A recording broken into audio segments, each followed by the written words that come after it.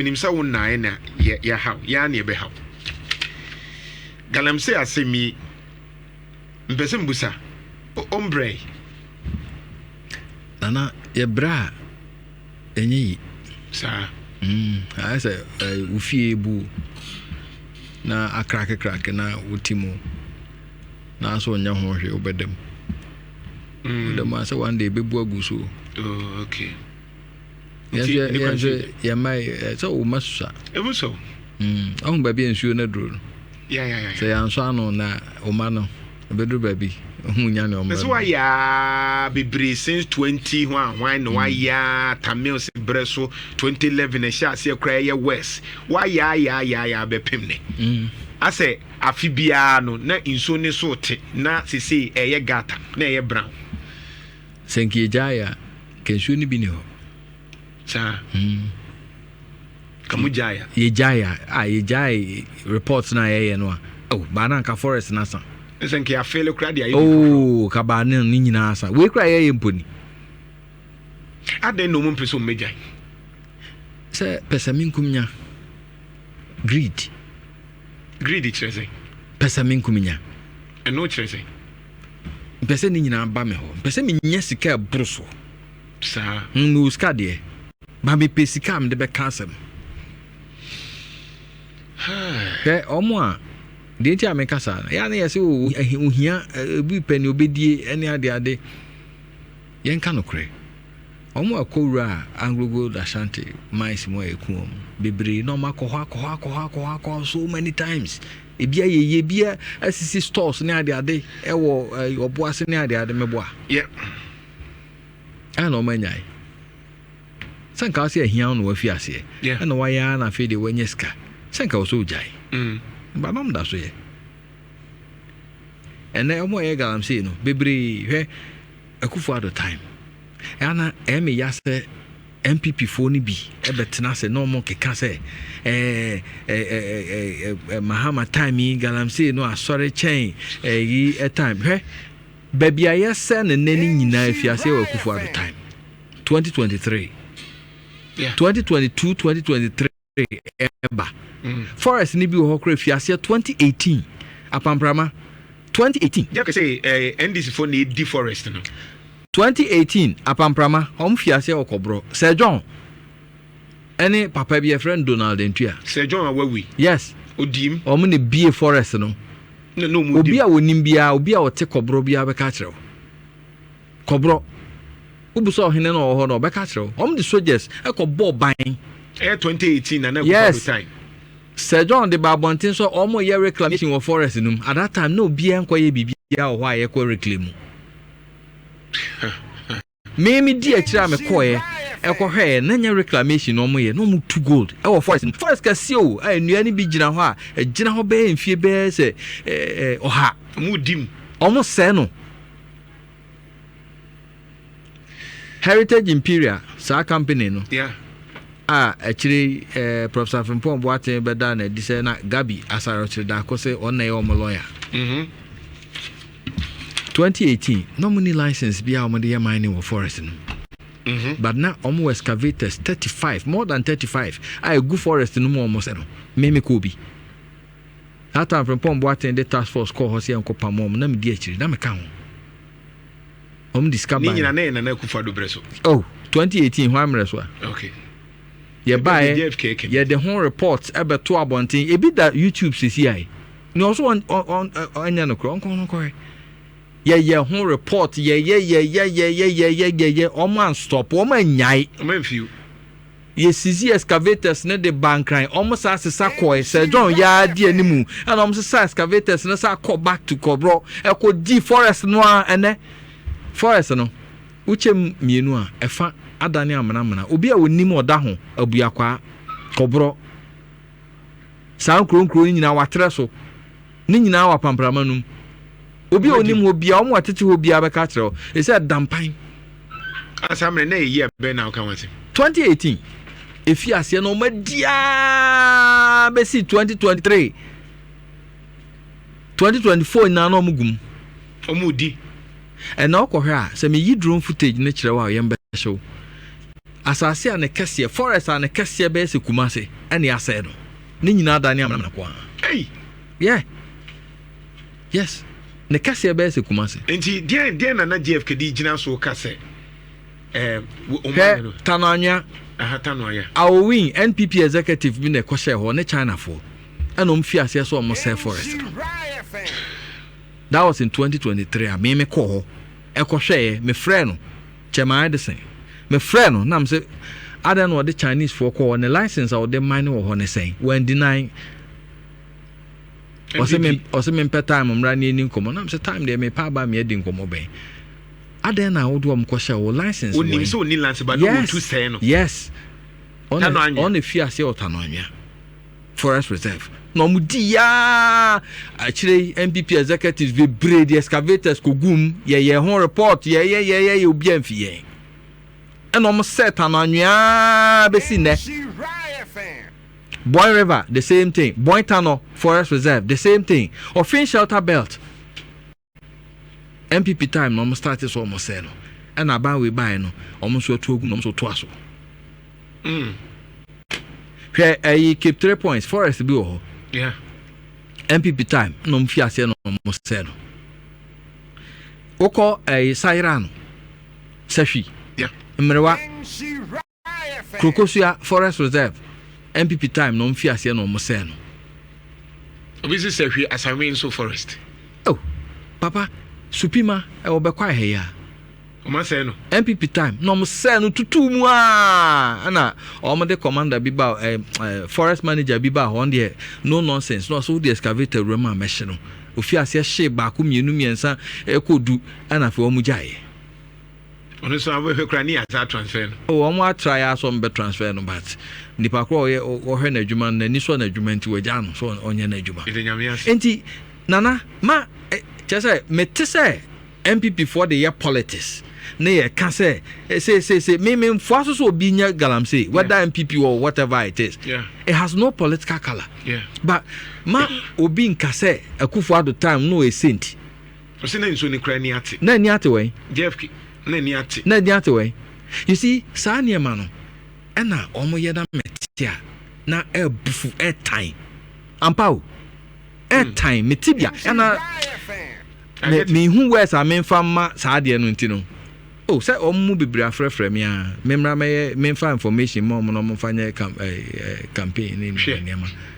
me nya sa niam hwe ensure essay no start free MPP time Galamsey no start free MPP time start free Muhammad first edeba from 2012 kra na west ono akasa ne nkrofo ni bi me identify them in my reports at the time no mo share forest no mu a mo bu nuagu form a mo nkata so but na nyete se ne aye hu ni nei e free 2016 eba no and the fear say right 2018 na for almost sade champagne ni niama sa technology no e buy e be gu nsuo so ya anya ho report mo ye consistently ye who report to aye documentary at the YouTube opa ko hwe at the YouTube bachelor data de to na hwe say hwan person start here samre no na fe de ye mining wonsuo ho hwe me de chema wuntumi asem ebetu dwa that was in 2022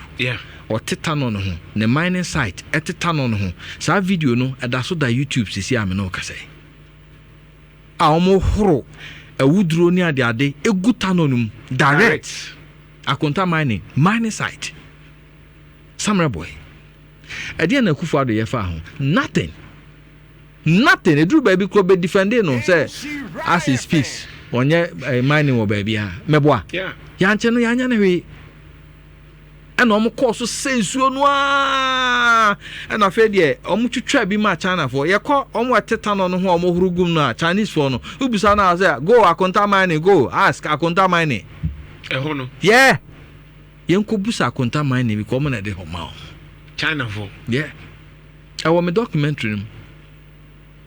Distraction for Gold at the YouTube o person ko hwe abetima ko hwe enti ma obia metna se mfa Galamsey meye politics masama American abawe ye na nya me fa ncha omo ma already maka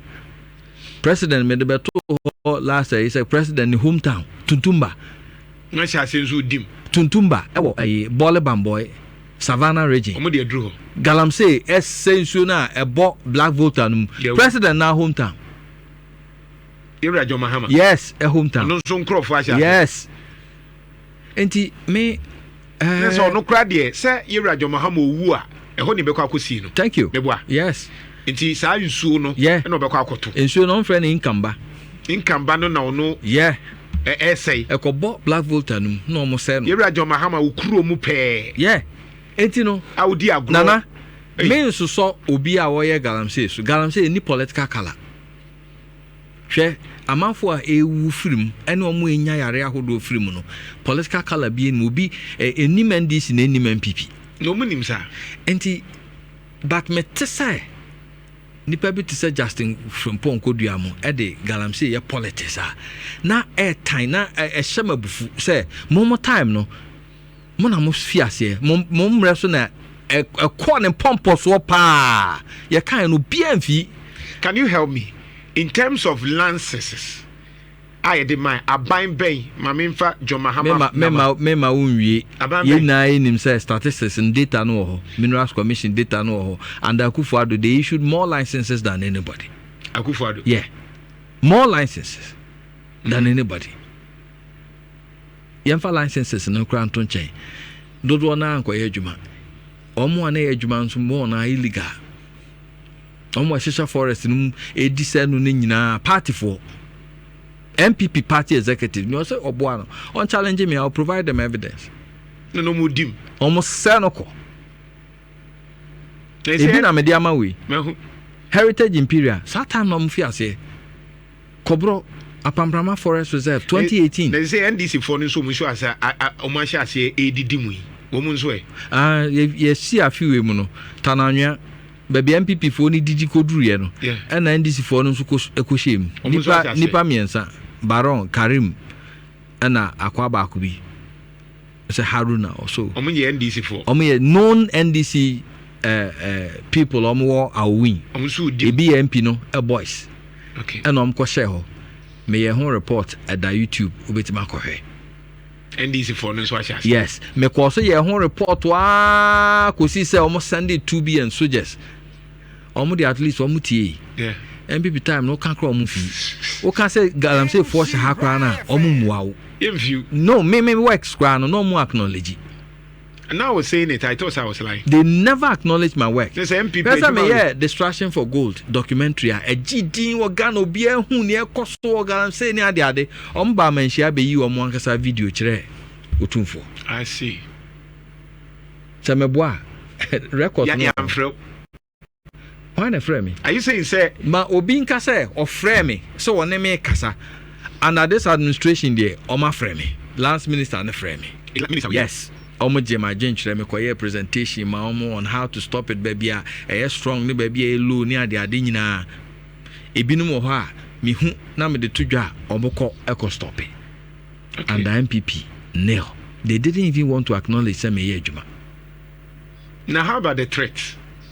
Oh, and the MPP last year late November omo executives ni be site ani ekobo me no. Okay. Mene mencrofui camera Nicholas ana edi omna koboye onremu what is obi issue press statement under that administration e condemn there be no mo pewaku omo de ko hyenwuram. Yes what say MPP for obi issue statement e condemn say oh journalist for yakobo omo e Galamsey site en so na bia e condemn obi issue obi amowa men come and nkosi say enoma John Mahama e sent anayama NDC for ye sent e wo Galamsey fight almost so awuram almost so ye ya start ya so ye ka ho asem ya ka be si time omutie e beboa omantie nso a se ne na ye kan pipi ho asem ya edu omomre so a be kan the same thing ye kra de ye ntwan ye gu so a ye ka. Of course o final message adu be ma JFK because on gina wo kase mu odu koye na personal. But we see any orientation now. First, that climate in Niane was a boy climate who no mudim unam kwa ho anyinem left and right mu duduma kokwan ho omo time no munim say climate change wo sir what's the forest and kese etise kumase unim carbon filters dodo awase no ye ka carbon filters asa nnua na watwagu no enwura na watwagu ada hada ne empan no eno na filter yemframa na ye home no carbon na wo home ba bonten no ene sabi wuyi mframa ne ho ahwan na sa carbon ne nyina nnua no na filter esoku na o ma produce oxygen agum na wonya bia home right ene watwa ne nyina agu ene okọ bene ne ben nkura na wo ho no bene ne ben abuakwa oda ho watreso sa nkuro nyina no akuafo wo ho no beka kire ensuo na to almost every 2 hours bia be ensuo to say etime che bia be say 1 month kwa no munya ensuo to yewu areas ni nyina heat a ejina ho ko he oda na da apamprama nu ko he no man no akuafo ho bia ntimi nsamfa enu afu ni nyina happen under the previous administration ena we mu bae no omo so abawura mu omo epese omo didi wo ho ba bia ananse edua ananse ade awu no ntekuma nso abetena se oje mframa mpese omo di wu ka ho se mu nyina edi awu akum NDC for no enti advice am de bema MPP nya Justin Koduanko Dennis Miracles aboaje mu ohwehwe nsam ne ho ahwan ewo yi meanwhile your time no you did not even adhere to any of these things ready nyankopo menkasa mamonkasa obakasa akasa but sa comparison ne ekofa ne ye time na ho ahwan ne ade mepato mu ni time bia you destroy the environment and we mu so bae no mo to aso ne be papa say Owura Mahama di besi na ni so say ono ne time de o masa de ne nkoso